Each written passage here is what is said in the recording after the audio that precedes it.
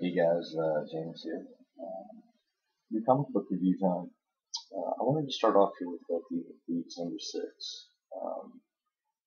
You've probably never seen me do a review on Thieves, and that's because although I get them every time they come out, I have not read one issue of it yet. So I've basically just been getting it to collect because we're supposed to be putting out the AMC TV show of it. It's time for that, and now that I have the first 6 issues, I think what I'm going to do is go ahead and give those a read, since it'll be the first story arc. See if it's something that I'm interested in. If I'm not, I'm probably just going to go ahead and sell those and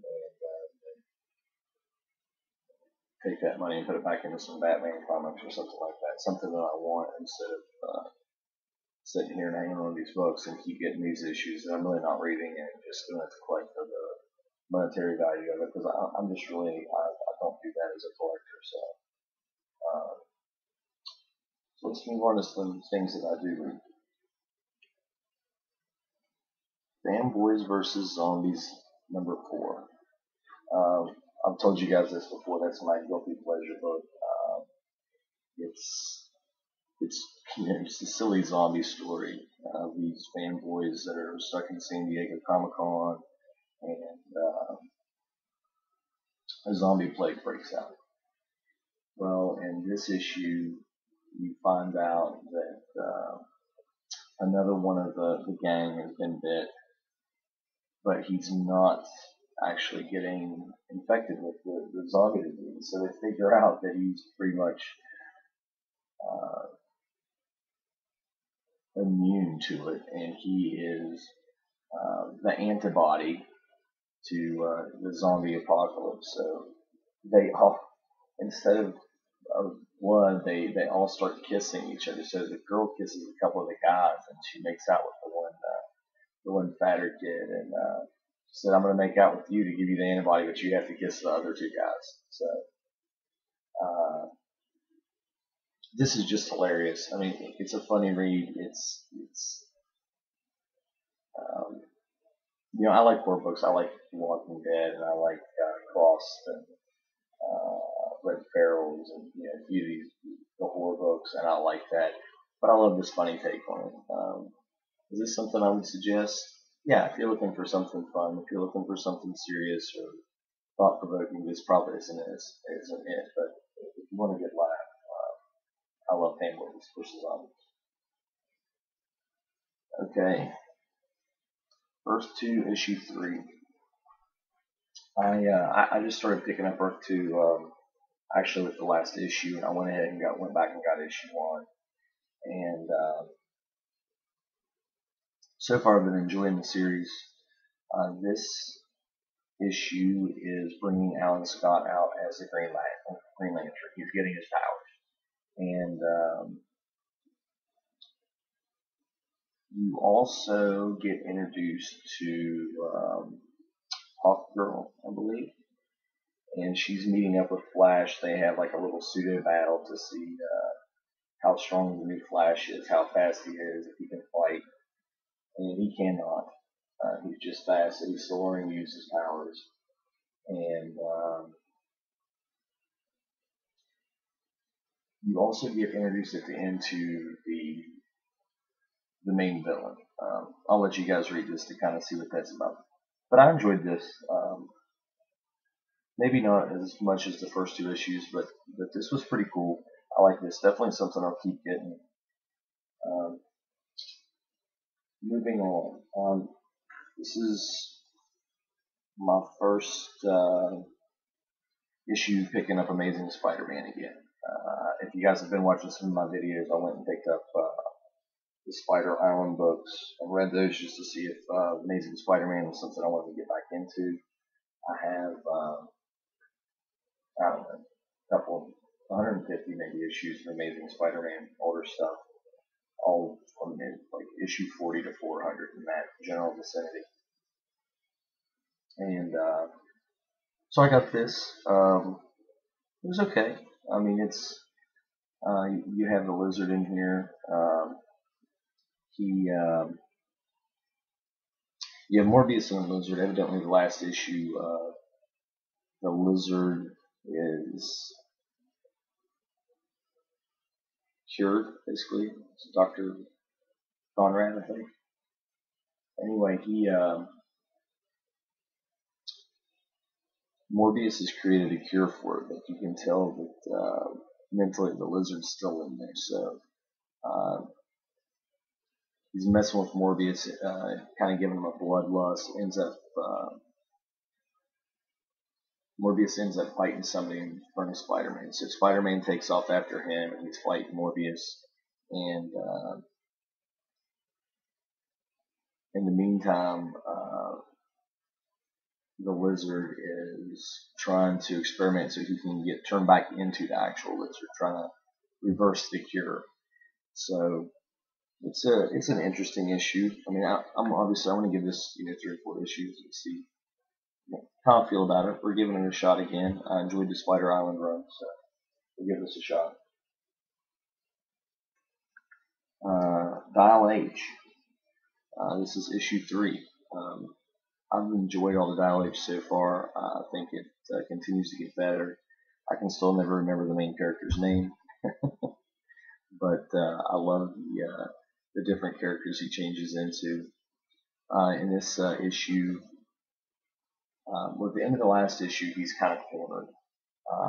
This lady here, oh gosh, I can't remember her name now. Magdalena, something like that. Anyway, she also has a dial, and she does the superhero thing too. So she's kind of teamed up with this guy now and trying to teach him how to use a dial. The last issue they were cornered, and so he basically has to rip the dial out of the phone booth that it's in. And so his dial is kind of broken, and she's trying to repair it. And you see some of the villains in this plotting. Starting to get a little more information on what's going on. I'm starting to feel like I understand a little more about the dial, how it's working. There's more than one dial, more than one person can do this. She's finding out how far basically addicted he is to the dial, and he seems to be becoming a better person. Like there's a scene with him in a gym. You don't see him smoking. He seems less addicted to this. He's not. He's keeping promises to this girl. So continue to like Dial H. If you're not picking this up, I think this is really it's a good read and something you should be looking into. Next, I'm down to my last 2 really this week. A hard choice for pick of the week. This one didn't make pick of the week, but it is really good. It was I kind of picked it up on a whim. It's He-Man and the Masters of the Universe, issue 1 by DC. We start out with Adam, who is He-Man, but he doesn't know he's He-Man at this point. He is a woodsman, and he keeps having dreams of basically that he is He-Man, but he just thinks they're dreams. He doesn't know where they're coming from. His father, still he thinks his father has dementia and is losing his mind because he thinks he's a king and he's asking for where's the good china? I only eat off the good china and stuff like that. And here they are in the middle of the woods, and he's a woodsman. So he's starting to recover his memory, and he decides to go off, and he ends up having a fight with Beastman in this. Starts to discover that he has some ability, and he also finds his Falcon Zora. Don't see Skeletor till the last of the issue, but still that was really cool. If you're of my generation, basically, and you grew up watching He-Man and you had the toys and all that stuff like I did, I think this is something you'll enjoy. Check it out. Like I said, it was almost my pick of the week. but I have to go with Danger Club as my pick of the week. Danger Club, image title. It's this is issue 3. This book has just started off so quickly. There's so much action. There's always something going on. We're finally finding out, or at least we think we're finding out, what has happened to all the superheroes. The sidekicks are kind of split amongst themselves. They go and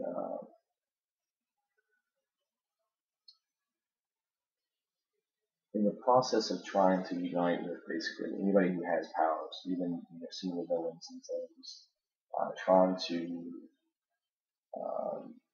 create a group together. They end up fighting amongst themselves. They keep getting caught up in traps. Um, this is a violent world. It's really hard to explain Danger Club. It's something you really use. You have to read the artwork in it. It's gorgeous. Um, I would say Danger Club and Whispers are probably the 2 most underrated comics out there. I've talked about Whispers my last comic review, but I think there are a couple of the most underrated books out there right now that you don't hear a lot about. I would say Batman, Saga, The Walking Dead, Danger Club, and Whispers would probably be my top 5 books that I'm reading right now. And so that's the group I put them in with. If you're into those titles, then these are titles that you should be.